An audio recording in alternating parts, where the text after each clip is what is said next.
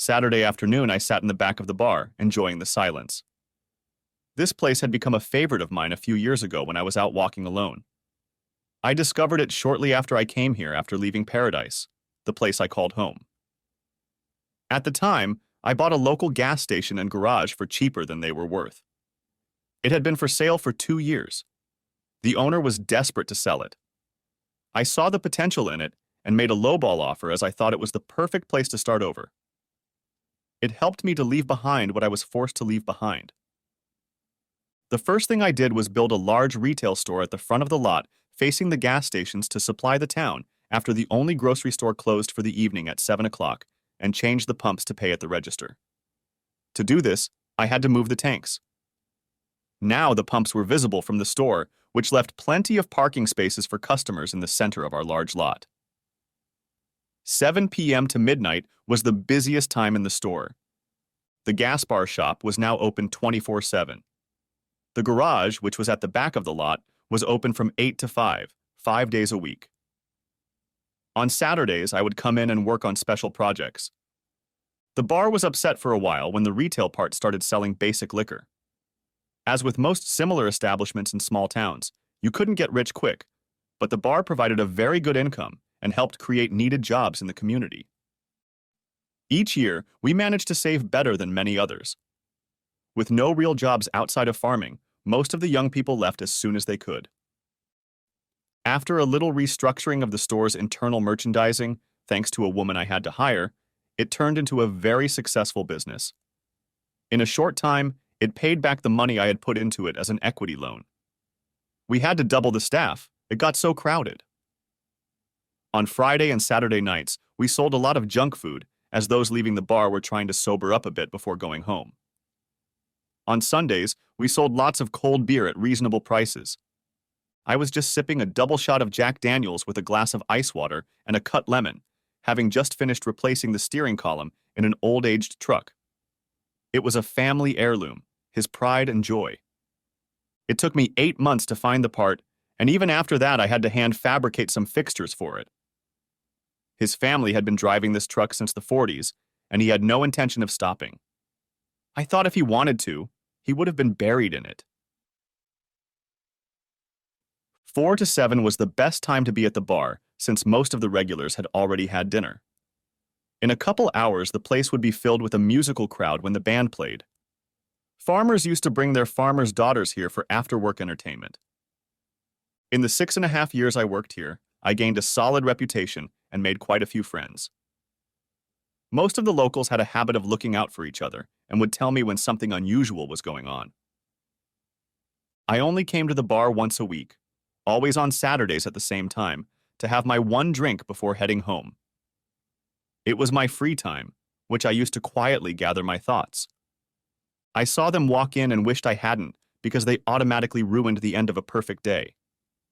I still recognize them anywhere, anytime, any place, and I still wish I had.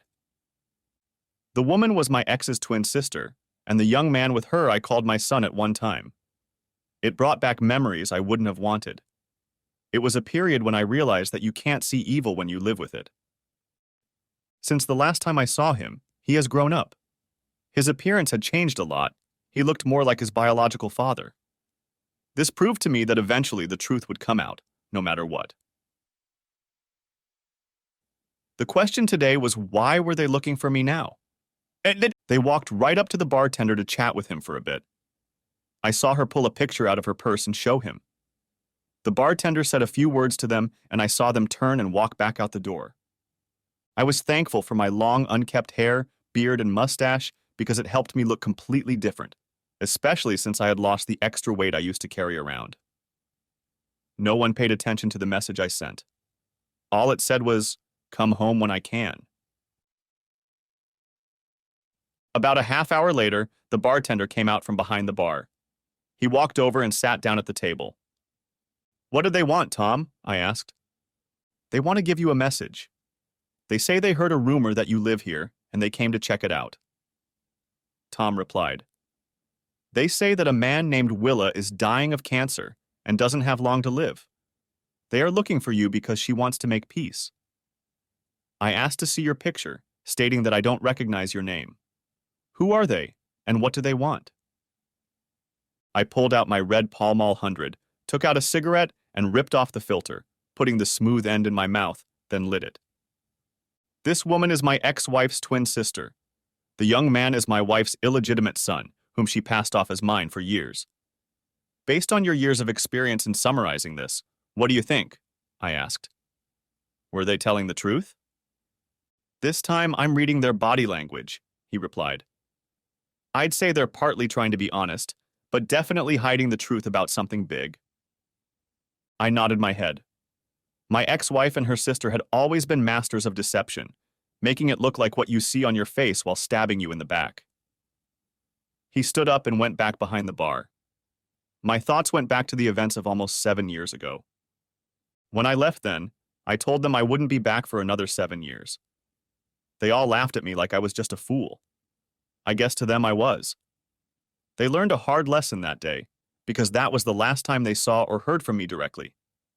They didn't believe I was that serious or hurt. They thought I was just mad because of their joke. They didn't know that a few weeks earlier, I had learned that our youngest child was my brother-in-law's son. That started my journey of discovery that led me to this moment. Little did they know then that the proof was provided to me by a family member who said she had seen Willa and Tammy, the evil twins as she called them, stab me in the back all too often. In this old lady's opinion, they were black witches who practiced their art with pure evil. Earlier that week, even before I left, we discovered a freshly purchased insurance policy on me with a double indemnity for accidental death. If I died accidentally, the payout would be $4 million. The Grand Dame told me to flee.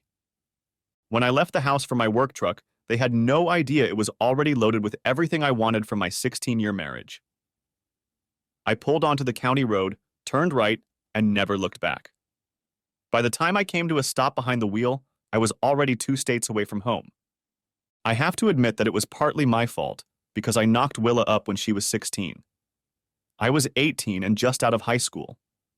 My family convinced me to do the right thing, and that summer we were married. Soon there were 2 more children. They were still laughing about what they had done. In their opinion, it was just hilarious. Willa told our daughters, "Your father will come back when he cools off. He really needs to regain his sense of humor." A few hours later, my wife saw a sheriff's department car pull up to the house. She went to the door to greet him as he walked from the parking lot. "Are you Mrs. Willa Racine?" he asked. When she answered yes, he said, "Mom, you've just been served." "What?" she asked jokingly, because she thought it was all a big joke. When she opened the envelope, it was the first time they all knew how much I knew. I learned from the Grand Dame that my wife was shocked to learn that I had dissolved our marriage without a second thought. My attorney and I even listed all of our assets and liabilities. The DNA report showed everything. The affair lasted a year. The divorce petition included time, date, place, and receipts from the hotel, showing the credit card that was charged. The material supplier even provided photos of the couple during the entertainment. In the legal envelope, at my request, he enclosed a sealed letter.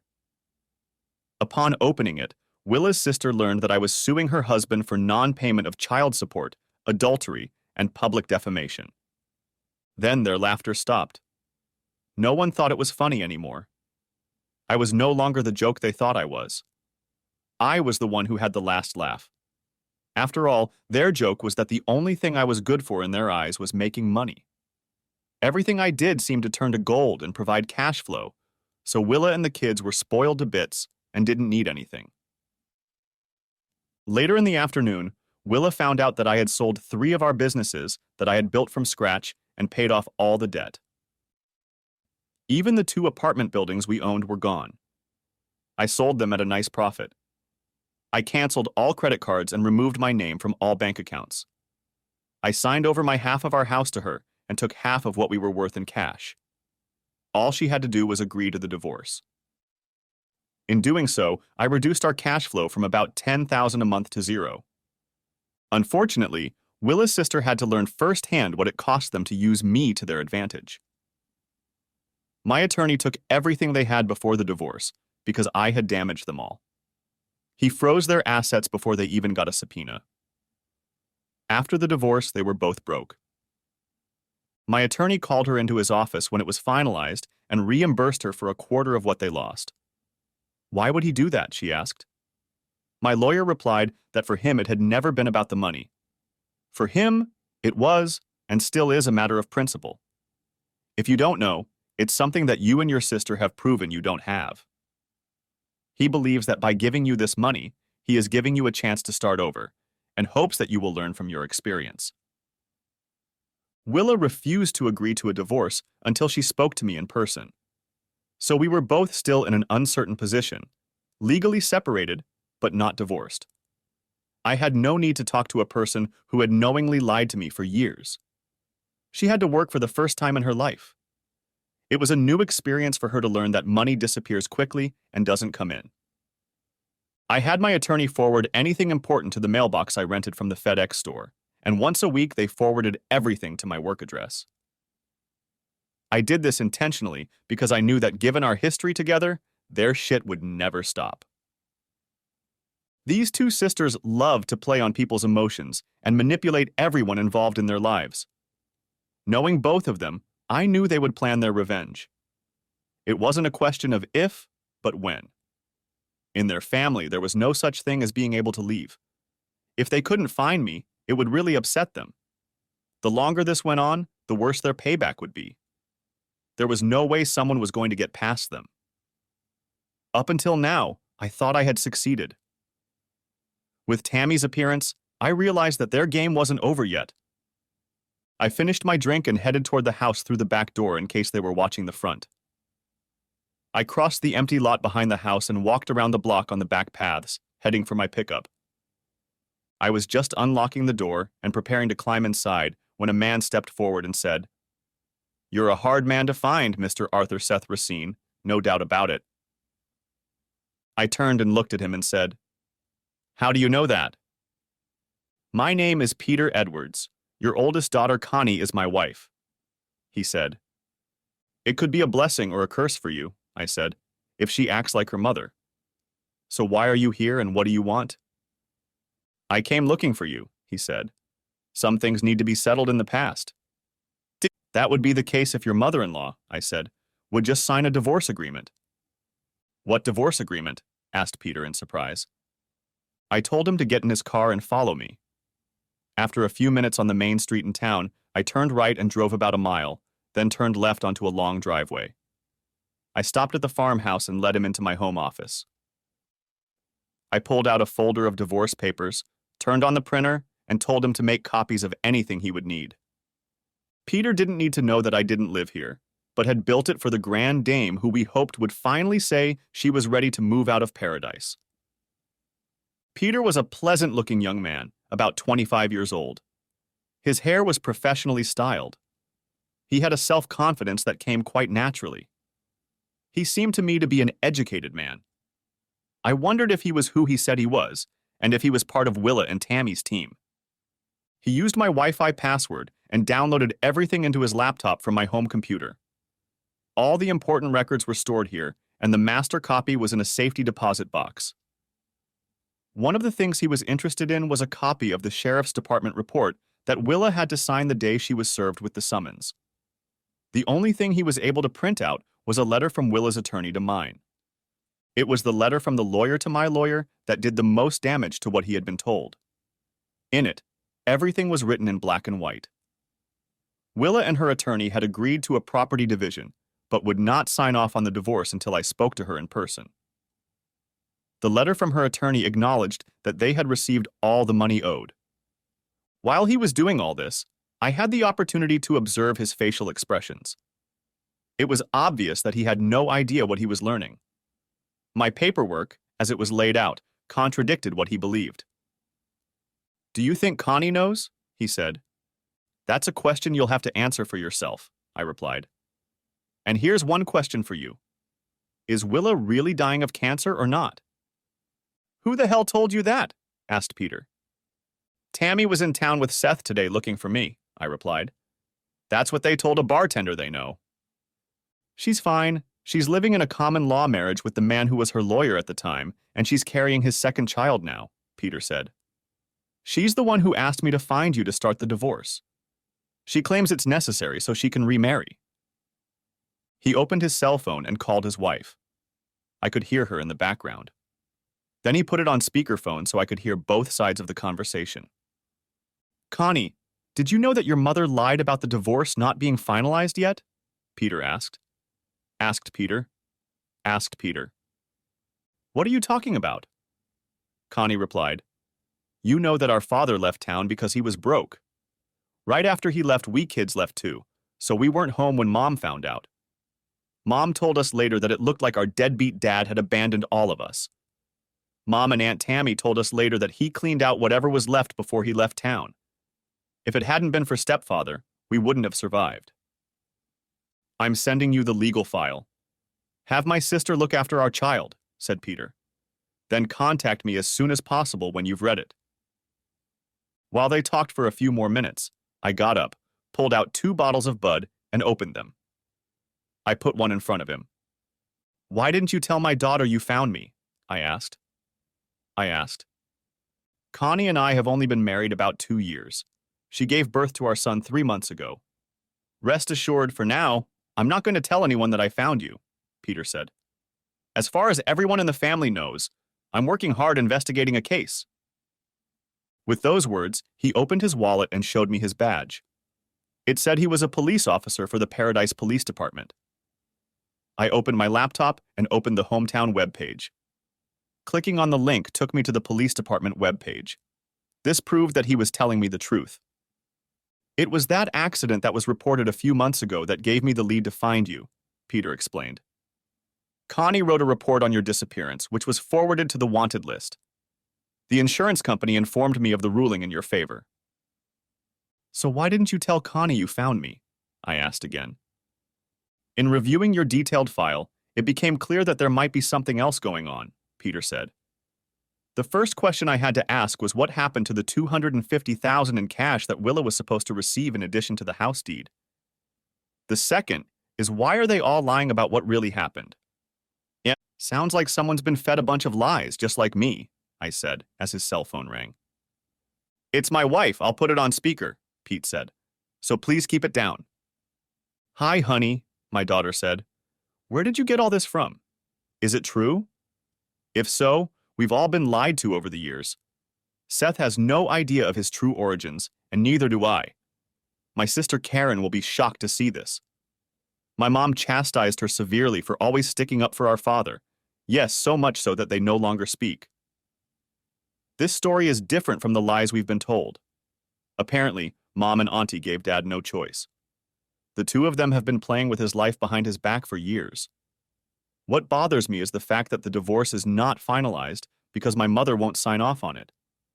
It makes me wonder what is really going on. It's true. I got the information directly from the widow of your father's lawyer. Unfortunately, I had to travel out of state to find her. It seems her husband kept duplicates of all his records on his home computer. Peter said, I'm glad he did. From the paperwork, it looks like your mother was served with a divorce petition the same day he left. And I wrote on a piece of paper for Connie to talk to her great-aunt Josie, if she was still alive. Peter nodded his head. Pete, it's more important to find my father now, Connie said. My father deserves to be free of my mother and her scheming, if only to finalize the divorce. What happened to the money she got? If the house belonged to her, why did she have to sell it? The more I look into the facts, the more I wonder what the hell was going on and why she was planning to sue him for desertion as soon as she found him. Hey, I have an idea. Ask my sister to watch our son a little longer. And you talk to Aunt Josie and tell her what we found out. Maybe that will get her to open up, Peter said. To you about what she knew. It has to stay with us for now because it's beginning to look like there may be some serious fraud going on here. The question must be asked as to why your mother has been slandering your father for years. I'll have to talk to the district attorney about that. $250,000 in cash seems to have disappeared as soon as it fell into the hands of your father's lawyer. One last thing. Don't tell your sister about this yet. If the DA wants to investigate, it's best that no one knows anything. I got up from the table to get us a couple servings to give him some privacy until they finished their conversation. "Why do you want Connie to talk to Aunt Josie?" Peter asked. "Josie was the one who gathered all the information about Willa and George's affair," I said. "She may never have been married in her life, but she watched over the whole family like a mother hen raising her only daughter. Being a single mom changed her perspective on many things. She thought Tammy and Willa conspired and set it all up. Both George and I were being used, but what their ultimate goal was remains to be seen." "If it's true, the question is why," said Peter. "Aunt Josie's granddaughter Jody has wanted her to move in with her for years. She keeps saying no until the truth comes out. We see Jody when she comes to town with her 2 sons." "Well, Jody, Josie's granddaughter leads a very withdrawn life," I said, "as do I. Socializing with the Weather sisters seems to take a toll on everyone around them. Willa and Tammy have used people for most of their adult lives. It wasn't until Josie gave me the material that I started to realize that." "Do you want to ask me about your children and what's going on in their lives before I leave?" Peter asked. "Not until it's proven that you are who you say you are," I replied. "Given the family's history, this could just be another part of their game, and you're doing what they told you to do. You might want to look into the sudden death of my lawyer, because if she's planning to sue me, what makes her sure she can win?" Peter's face turned white. I think he realized for the first time in his life what kind of people he had married. We decided to trust each other enough to exchange cell phone numbers. He promised to let me know if he knew anything. I got up and walked him to the door, shook his hand as we said goodbye. When he left, I cleaned up and locked the apartment. I got in my car and took the long way home where Jody was waiting for me, just to make sure I wasn't being followed. It gave me the time I needed to think things through. My life had improved greatly since I had put the past behind me. Did I want to relive it all again? Did Willa and Tammy have a long-term revenge plan because they needed to get the upper hand on me? Knowing these two, I knew I had to prepare myself for what I was about to face, because if they ran out of money, they would go to any length out of greed to get it. As soon as I walked through the door, 2 little babes grabbed my legs. I bent down and picked up the 2 little ones.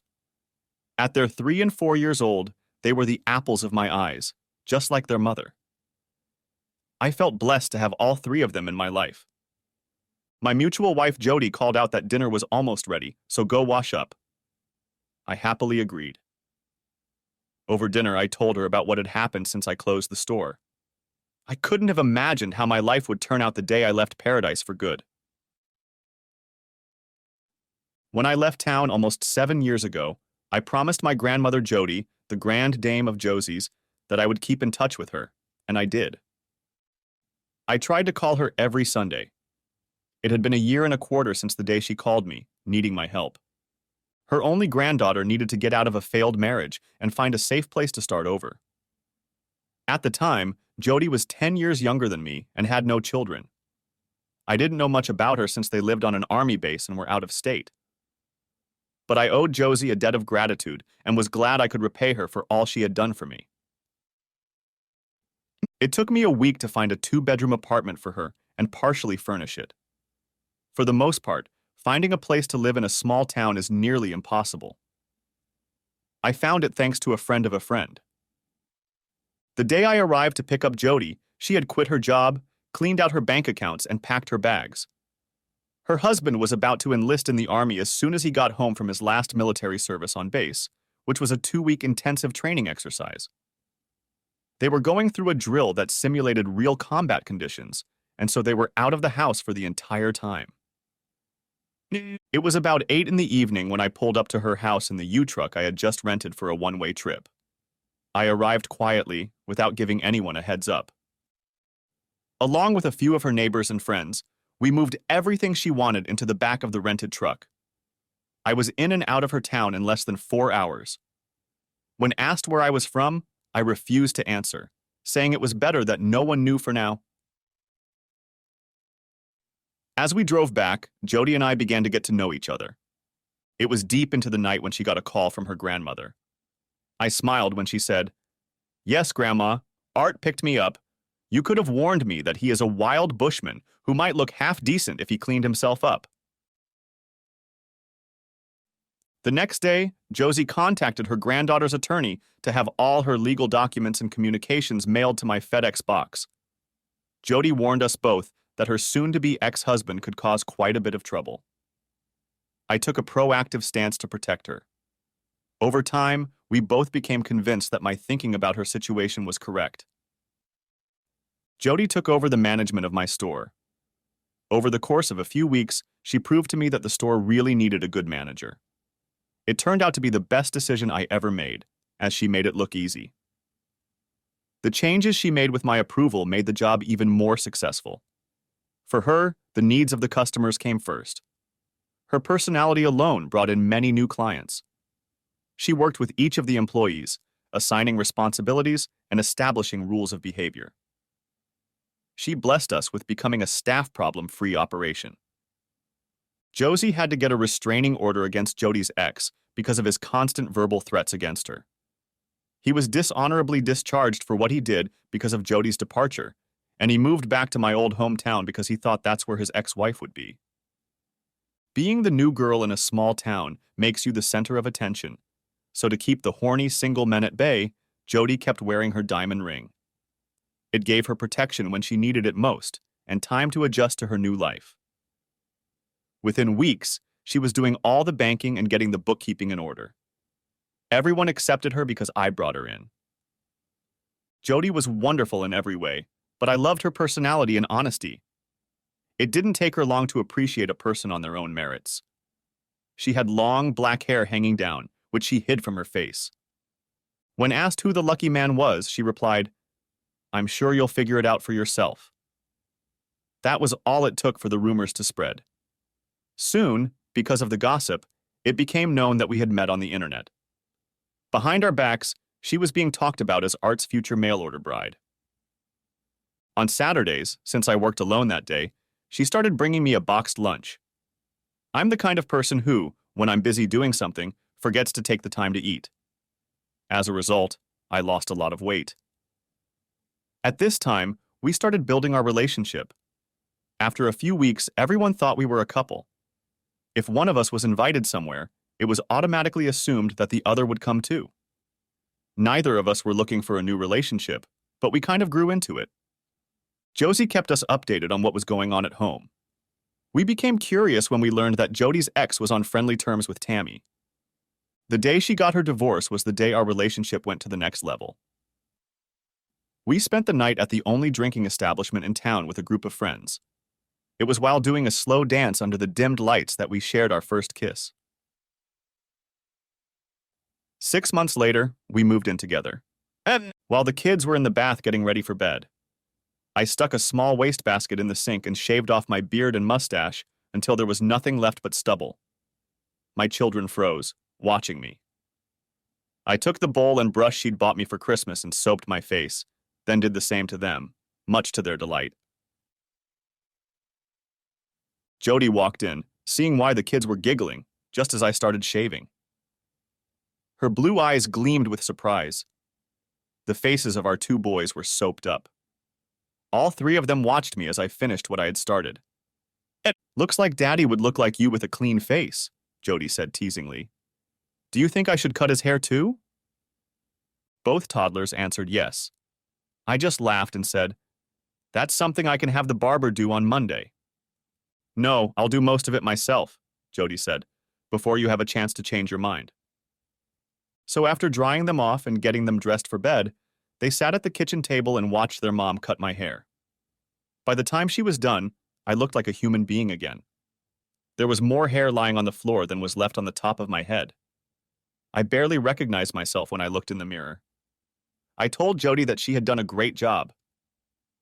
Jody sent me into the shower to rinse off all the fine hair and got to work cleaning up. While I was doing that, her grandmother called, as my daughter Connie had just left. Jody was under the impression that when it came to her grandmother's sister's family, Josie was planning to go to war. Her grandmother thought it was time to straighten those bitches out.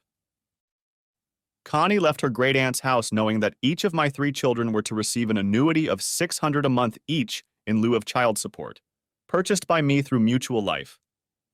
None of them were getting any of that. Damn, it was a wild night. If I had known shaving and cutting her hair would turn her on like that, I would have done it sooner. For the entire next week, I had to endure the "who are you and what did you do" jokes from everyone who knew us. Jody was asked if she had to blackmail me into joining normal society. Jody responded with her usual humor, saying that I had promised to make him take a bath at least 3 times a week. Most understood the joke, some didn't. It was interesting to see how things are in paradise when you believe your shit doesn't stink. Bird of Paradise informed me that I would be sued in civil court for child abandonment, desertion, and back child support. Jody and I found this amusing. They thought that if they got a judgment, a collection service could be hired to find me. When the male aist broke the news to us, he thought it was a big joke. His boss and the DA even hired an attorney to speak on my behalf. Then he explained that they took advantage of my situation to give them time to put the pieces together. Peter estimated that Willa and Tammy had stolen over $48,000 from each of our children. They took a new look at the sudden death of my former attorney.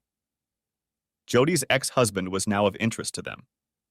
By revisiting the cold case for what I assumed was an accidental death, it was now an open criminal case.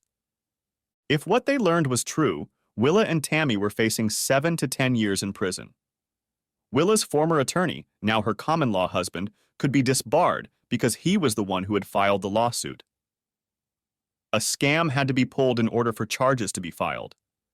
The lawyer they hired for me would be paid for by them. They wanted all the records I had to surface at the end of the investigation because it would give them time to build a stronger case against them. I had to look in the mirror to make sure I had the word "sucker" written all over my face. For a few weeks, we had peace and quiet. Then the grande dame called. Josie called us Sunday night and told us that the paperwork would be filed on Monday. She emailed me everything she had collected over the past 7 years. She had masterfully assembled a whole truckload of notarized statements, personal conversations that were videotaped about what was going on, and the names of 3 or 4 attorneys who would be perfect for the countersuit she thought I should file. What caught my eye was the $2 million accident insurance policy. Neither of us knew it still existed. That explained where some of the money had gone. Jody found out it had been purchased 6 months before I left. Jody and I spent half the night forwarding all the information to the DA after reviewing it.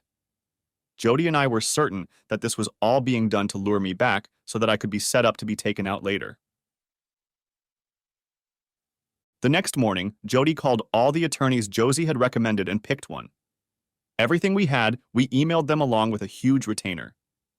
As soon as Willa's team filed the lawsuit, I would send it to them to serve it on them before it came to me. It was Friday morning when Jody called me. Josie was getting ready to leave, bringing the quests with her. They had left Paradise Thursday night, stayed overnight at a hotel, and were due to arrive tonight. They left in the dark of night in case they were being followed.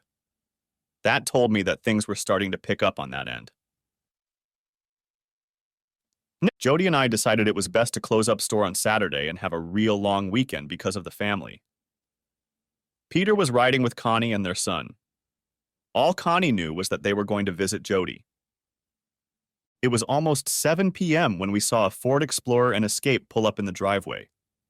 When they pulled up, we saw 4 adults sitting in the 2 cars. Jody noticed my concerned look and took my hand in hers. My truck was parked inside the garage, so I knew no one would guess I was there. We watched them get out of their cars. My wife Jody asked, "Who's that with Josie?" "That's Peter, his wife, my oldest Connie, who is holding their baby," I replied. "And Karen, my second oldest." "Are you ready for this?" Jody asked. "As ready as I'll ever be," I replied, lifting our oldest. Lifting our youngest in her arms, Jody opened the front door. We all came out as a family to greet our guests. I was the last person my daughters expected to see. Karen instantly burst into tears. I handed my son to his great-grandmother and took Karen in my arms, holding her tightly against me. Connie, after handing her son to her husband, came over to me as well. It took a few minutes before my emotions began to return to normal. Both of my daughters had turned into very lovely ladies. Seeing them standing side by side was a memory I will never forget. "Good to see you again, Peter," I said as I shook his hand. After the introductions, Jody served us all a huge dinner. It was a good thing Jody had prepared everything we needed: beef shoulder, mashed potatoes, gravy, fresh homemade scones, Yorkshire pudding, and string beans. A hot apple pie, fresh out of the oven, for dessert completed the meal. After the kids settled down, we started discussing everything in the world. "First of all, Art, it's okay for me to call you Dad," Peter said. I nodded my head affirmatively. "Then, Dad, the DA now believes that Jody's ex's car was the car that was in the way of your lawyer's car when the accident happened. We found the current owner and are now doing a paint comparison. If we can make the connection, he will be charged with manslaughter," Peter explained. "The fire that destroyed his office that same night was always treated by fire inspectors as arson. He can be seen in the video in the background watching the building burn. Since Willa and her attorney have sealed the divorce papers, they believe there are no documents to prove what really happened. They filed a lawsuit against you this week." Jody looked at me and burst into tears. "I always thought you were overprotective when you moved me here, and now I see that you weren't. I thought the questions you were asking my grandmother were overly persistent. I realize now that you needed to know what kind of person we were dealing with before deciding on a plan of action." "Willa and Tammy received your lawsuit on Thursday," Josie said. "They must have realized I was communicating with you. We were afraid they would start harassing me, which is why we came here in a hurry." "Grandma, we got your house ready for you to move in," Jody said. "It's already furnished, so all you need are clothes." "I took most of it with me in the car," Josie said. "Connie has agreed to ship the rest to me along with any personal items I want to keep, like antiques. I gave her power of attorney to sell the house and furniture. It was time for me to get out of paradise as soon as possible."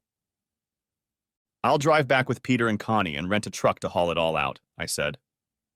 "It's time to find out if we're thinking right," I said. "What kind of thinking?" asked Peter. "That the lawsuit they filed against me is a ploy to lure me out," I said. "Considering I have $2 million worth of accidental death insurance on me, it's clear that the death of my former attorney was a test to see if he could work with me." Peter, Connie, Karen, and Josie's faces turned white. It was as if they were seeing the light for the first time.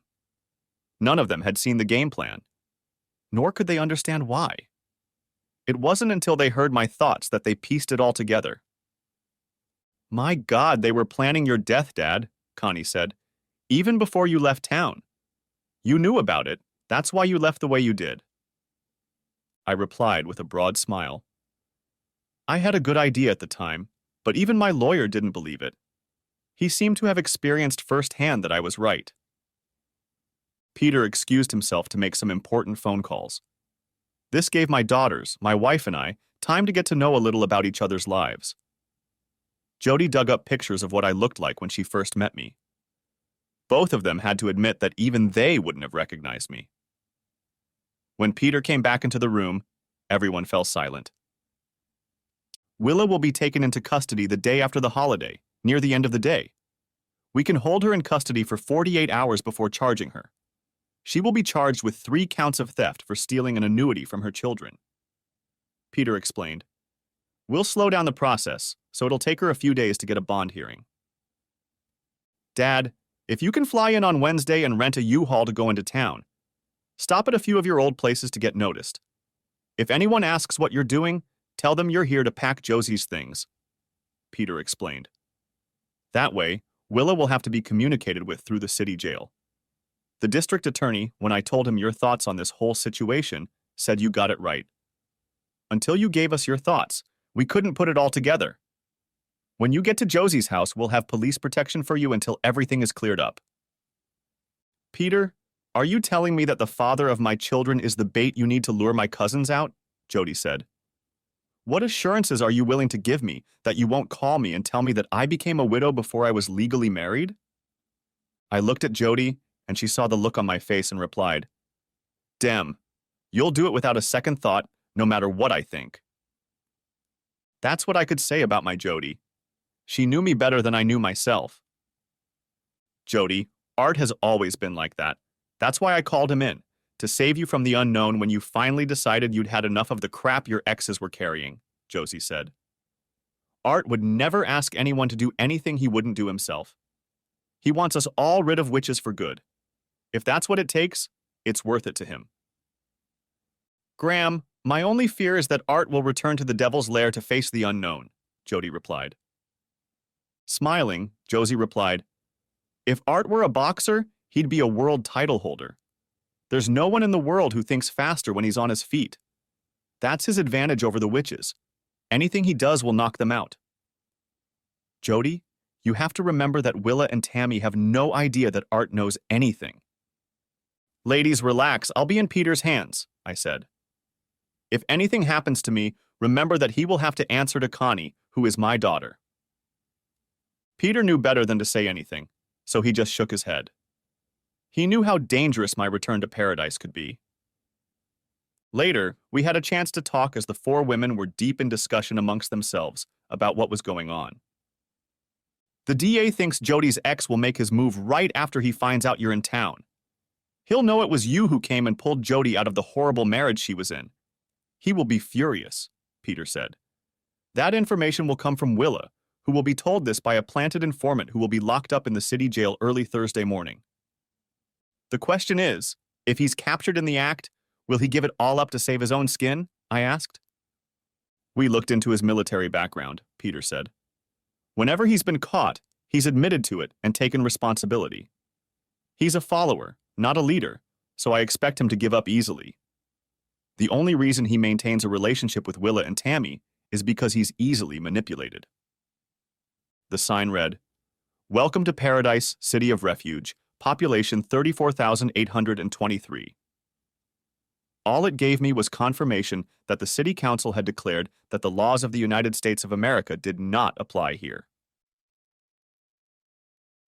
Welcome to our version of the Wild West. Justice here depends on what we tell the boys in blue to do. Law-abiding citizens we prosecute, illegals we look the other way. We're not biased, after all. That's the progressive way. The privileged working class always has to pay for the sins of others because those in power had to please their masters who wanted the minimum wage lower and labor cheaper. To give them that opportunity, many things were done that required those in power to look the other way.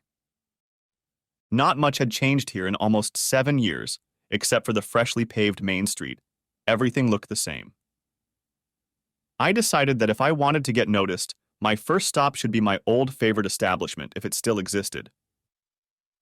Luckily, Bob and Betty's Burger Bar still existed. It looked the same, only it was freshly painted. I pulled into the parking lot, got out of the U-Haul truck, and headed for the main entrance at 11:15. I was just ahead of the weekday lunch crowd that would be arriving. I was counting on the fact that since I was a businessman in a former life, my face would be recognized. We wanted them to know quickly that I was back. As I took a seat and picked up my menu, I noticed several faces looking at me. I saw several people using cell phones. A server approached with my coffee and creamer and asked if I was ready to order. Is Wednesday's specialty of meatloaf, baked beans, and garlic mashed potatoes available? I asked. How do you know about that? The server inquired. It's meant for regular customers and it's not advertised. Tell Jack that Art wants brown gravy and some fried onions to go with the meatloaf, I said. The waitress looked at me like I was crazy. I stood up and said, Never mind, I'll tell him myself. I walked through the swinging doors into the kitchen, and the server followed me and barked out my lunch order. Jack turned and looked at me. You dumb ass, Jack said with a smirk. You're a few weeks early. Welcome back, old friend. Susan, please bring Art's coffee over here. That way we can catch up while he eats at the end of the table.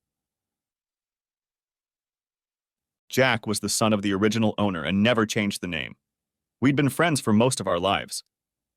We chatted until just before rush hour. He asked someone on the staff to get his wife to join us. It gave us a chance to talk about important things. Art, you should know that after you left, the wife severed her friendship with Willa and Tammy for good. She didn't like what they did or what they said about you and the kids. Jack, A few things are about to happen. Last night there was supposed to be an arrest that, if a few people think right, will lead to several events, just like a row of dominoes starting. I explained. Connie's husband Peter works with me. That's why I came back early. Jack looked at me completely seriously and said, "He's a damn good cop and an honest man.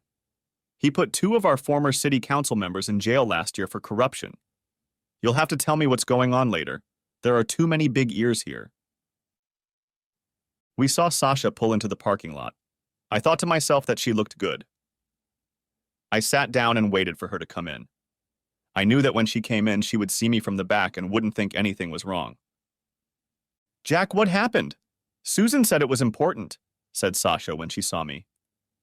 I stood up and turned to her. Sasha, my little sister, had lost her temper. Her older, meaner brother had come home. I took her in my arms and hugged her tightly like it was just yesterday. It took her a few minutes to calm down. Jack asked the kitchen staff to leave us alone for a few minutes. "Do Mom and Dad know you're back?" asked Sasha. "No, and it's best if we keep it a secret for a few days," I replied. "Are you here in part because Willa was taken into custody last night?" my sister asked. "Yes, and it's going to get worse before it gets better," I said. "As soon as I get to where I'm going to live, I'll be under police protection. All I can say is that the police are looking at the death of my former lawyer with new eyes. They now have reason to believe it is connected to the arson attack on his office." The expression on Jack and Sasha's faces spoke for itself. It was well known from what was going on in Paradise that the district attorney, appointed 3 years ago, was trying to clean up a lot of cases that had never been resolved. "You're a decoy to bait something or someone out," Jack said quietly. "If this is correct, the arson, murder, and several other crimes will be solved in the next few days," I replied. All of this was done to create a situation where I would be forced to return to the city. Willa's arrest and my sudden return will turn a very carefully planned conspiracy upside down. "What's behind all this?" Jack asked. "A $2 million insurance policy with a double indemnity on accidental death," I said. "Insured on me." My sister walked out of the restaurant with me to my rental truck. We were standing around chatting when we noticed Tammy pulling up beside us. "Where are you staying?" my sister whispered. "At the Grand Dame's house. I'll be moving her stuff to the new house," said I. She wanted to be away from whatever was about to happen. "Josie left town. Why?" asked Sasha. "She wants to be near her granddaughter and our 2 sons," I answered with a smile. "Jody and I have been together for over 5 years. We have 2 boys who recently turned 3 and 4. My sister was in complete shock. "How is it that you and Jody are together?" "Josie and I have been in touch the whole time," I explained. "When Jody needed help getting out of a failed marriage, her grandmother called me. I came and moved her to where I lived on my own.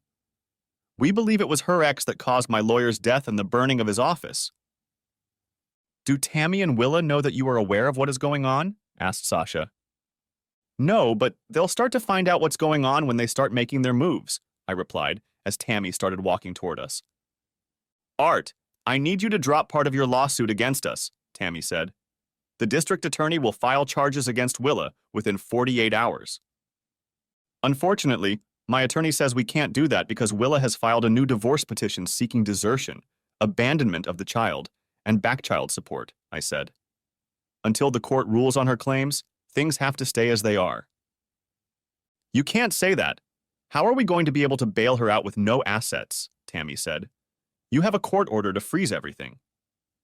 "Maybe your father would be willing to help by putting up his house as collateral," I said. "After all, you're both his daughters." Tammy turned and walked away disappointed. "Willa and Tammy's father has nothing to do with either of them," Sasha said. "Not since he found out about Seth's true origins. He says they turned out to be just as evil as their mother." That brought another smile to my face. Finished with that, I got in the U-Haul and drove towards Josie's house, stopping at a few places to pick up packing materials. 3 hours later, I was already reversing into the driveway of Josie's house. Taking advantage of the large mirror, I put the car as tight against the garage door as I could. Once outside, I locked it up. Before entering the house, I walked around it to make sure nothing had been touched inside. Josie had told me that she had left the curtains open, but I noticed that they were closed. Before entering the house, I texted Peter to tell him I was coming and asked if he had closed the curtains. He replied that there were police officers in the house and perhaps they had closed. Knowing this, I unlocked the front door and went inside. "Mr. Racine," the officer said, holding out a cell phone to me. "There's a Peter Edwards here to speak to you." "Hi, Peter," I said. "Looks like those who need to know. Tammy was talking to me at the burger place in the parking lot right after I finished my long lunch. She wanted me to lift the lion on her sister's assets, and I refused." "I heard that," Peter said. "We taped Willa and Tammy talking about having to reschedule their plans. Jody's ex Brad Press came up a lot in their conversation. Willa told Tammy to let him know that you know where Jody is. That alone should motivate him to do what we need him to do. It looks like our thoughts were right, because not an hour later, Brad showed up. Willa told him where you were staying. Our informant who was arrested today told her you were back to move Josie," Peter said. When Brad asked where, Willa said to her granddaughter Jody's house. A few minutes later, I saw the garage bay doors open. Climbing into the box of the van, I pulled out bundles of cardboard boxes, unloading all the things I needed to start packing up the house. At 6:30 in the evening, the pizza order from Papa John's came in. I opened the door when the delivery driver knocked on it. The driver asked if I was moving. I said no. I just went back to get my stuff to help a friend. Brad made his move around 11 p.m. Using a car tire iron, he picked the lock on the front door and slipped inside. Seeing that the only light was on in the kitchen, he headed there, pulling a 9mm pistol from under his shirt. He found me sitting there drinking coffee. "Hey, Art," Brad said. "Willa and Tammy say hi to you. I'm here to find out where Jody is so I can visit her." "Sorry, but that's something I'd never tell my lawyer's killer," I replied. "Or the man who set his office on fire. Before you kill me, because we both know you will. How much were you promised from the insurance settlement?" "What makes you think I did it?" he asked, taking the bait. "Because you look like someone they could convince through manipulation," I said, "to do their dirty work for them. So how much of the $4 million on the accidental death policy on me did they promise you?" $4 million, and they told me it was only for $750,000, he said. I laughed and then said, "Did you know that Seth is actually the son of Tammy's first husband?" His face turned white. "You see, George and I have been manipulated and used by both twins for years," I said. "My attorney, working on my divorce, sued George and Tammy for everything they had." Brad's face went white. "That's why I knew Willa suing me for desertion and back child support was a scam," I said. "The divorce was finalized and only needed her signature to finalize it. She needed to manipulate me into coming back. That's when I put it all together. You're just another patsy they played. So ask yourself, what are their plans for you? My divorce only put their plans for my death on hold. You removing my lawyer has put their original plan for me back in play. You have the opportunity to set them back for years, knowing them as we know them. What does your intuition say?" It's hard to watch a fool come to the realization that as soon as he's needed, he'll be taken out. "I'm screwed either way," Brad said. "The fact that your lawyer lost control of his car and hit a tree at 70 miles an hour is manslaughter." "Manslaughter would get me life," I said. "You can get 5 to 10 for manslaughter, but murder is life. When I'm dead, they can claim you were mad at me because of Jody and didn't know what you were going to do. Did they set you up to victimize you because most accidental death policies don't cover murder?" "If you were in my shoes, what would you have done?" asked Brad. "You'd make a pittance, turn in the state's evidence, and hope your cooperation would be taken into account. That way, you'd get revenge on those who were probably planning to take you out," I said. Brad put the gun on the table and said, "Call the police." I said, "Brad, turn around. They are standing behind your back." Next chapter. Connie watched her husband on the phone and wondered what was wrong. Peter had told her that her father was at Josie's. A late call on his cell phone woke them both up. While he was talking, she put the kettle on to make them both hot chocolate. When Peter picked up the phone, he was smiling. "Your father surprised us all tonight," he told his wife. "Brad broke into the house to destroy it and wanted information on his ex-wife. He talked Brad out of it and basically forced him to confess everything. The undercover cops videotaped the whole thing." Connie froze with surprise. "How did my father do that?" "He told Brad some basic facts that Brad knew nothing about, like the truth about Seth's origins," Peter said. "I think your father convinced Brad that the insurance policy wouldn't pay out for a death by murder, and that was the deciding factor.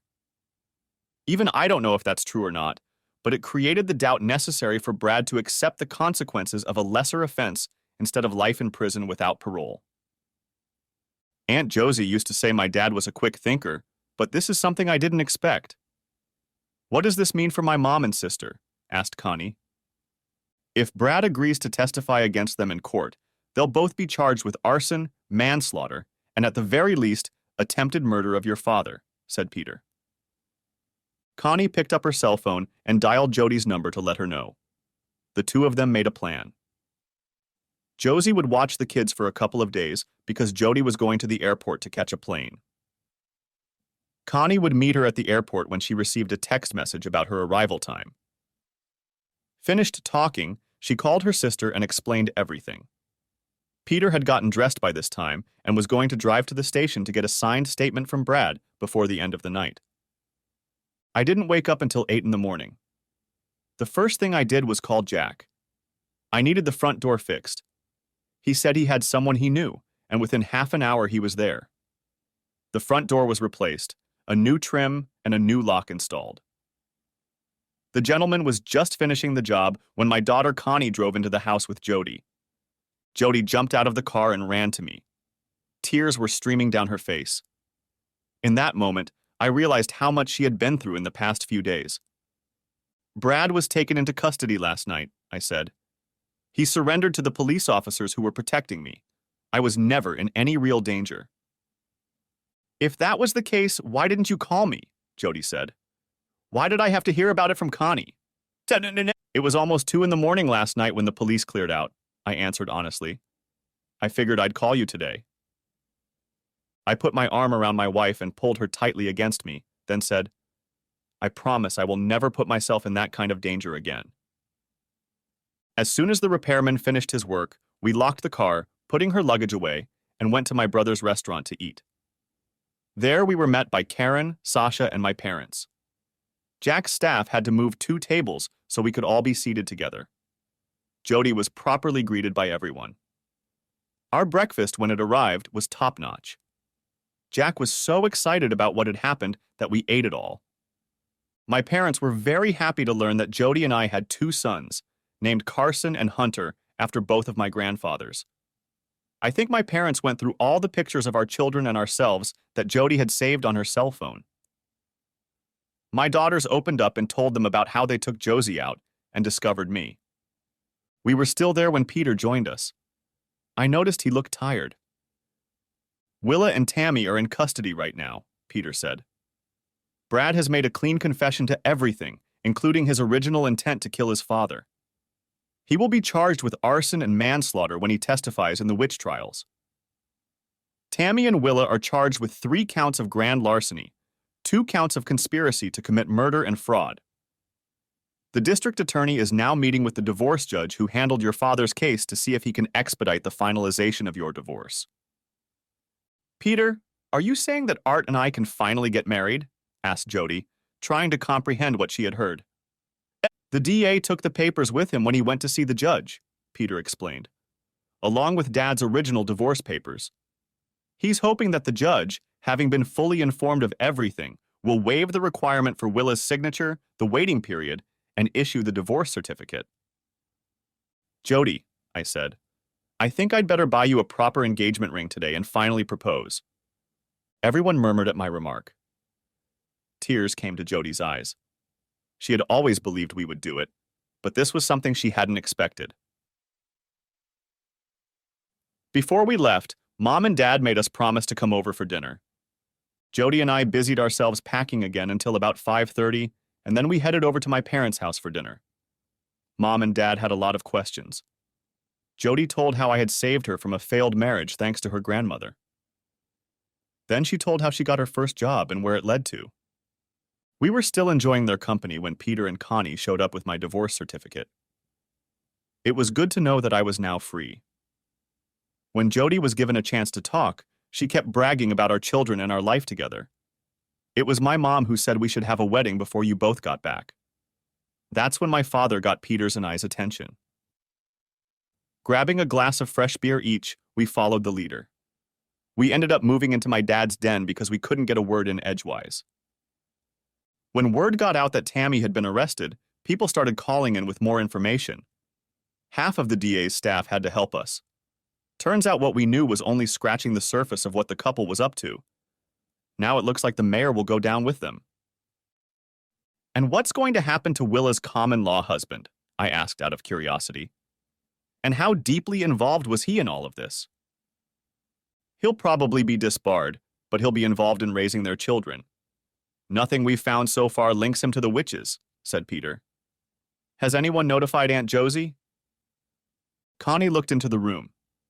Jody's daddy wears a size 6.5 ring, in case you were wondering. A few minutes later, Peter and I were on our way to the mall where he bought Connie a set. Knowing Jody's taste, I bought a 3-ring engagement set. When we returned, we were pleased to find that they didn't know we had left. I was on the phone with Josie when Karen and her boyfriend showed up. The house was full, and we all moved into the living room. The men had to bring some chairs from the kitchen.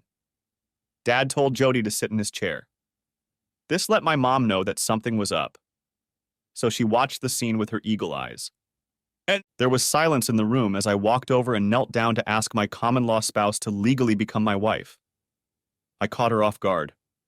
Of course she said yes. The party went on. My father proudly said, I need to catch up on almost 7 years of drinking with my son, and Jody and Art, your engagement is the best way to start. Peter had to drive Jody and me back to Josie's. A lot of stress and worry was relieved. Friday, we went to City Hall to pick up our license. Jody found out she had gotten into Connie's wedding dress. Jack agreed to be my best man. Karen became Jody's maid of honor. The DA agreed to do the actual ceremony. I had to buy a suit at Macy's. There was no way my future girlfriend was going to let me marry her in blue jeans. On Sunday afternoon in the backyard of my parents' house in the presence of the entire family, we said our vows to the admiration of everyone. Even the twins' father was present. We told everyone we didn't want any gifts, but my former father-in-law pulled an envelope out of his vest and handed it to me. Colin, this is not a wedding gift. It's your early inheritance, he said with a smile. The rest of my estate will go to your daughters. I slipped the envelope into my suit and forgot about it for the rest of the day. Everyone in attendance videotaped the entire ceremony and texted it to Aunt Josie. Someone asked where we were going on our honeymoon. Jody's response was, after everything we've been through, once Grandma gets settled in the new house, our honeymoon will consist of a week in Florida and a week in California where we will enjoy what Disney has to offer with the kids. Because without family, we wouldn't be where we are today. Before we headed home the next day, I handed Jody an envelope. Inside was a bank promissory note for $100,000 with a note on it. It read, "Thank you for helping to fix karma. I always thought the twins killed their own mother. I will enjoy watching them get the reward they deserve for their deeds. And so will my granddaughters." Jody put the envelope in her purse without saying anything to anyone. After hugging my daughters and my parents, Jody and I climbed into the U-Haul car. We drove home without thinking about the fact that we were finally free of all the past. The end. Thanks for watching. I hope you enjoyed it. So subscribe to my channel and watch the next video.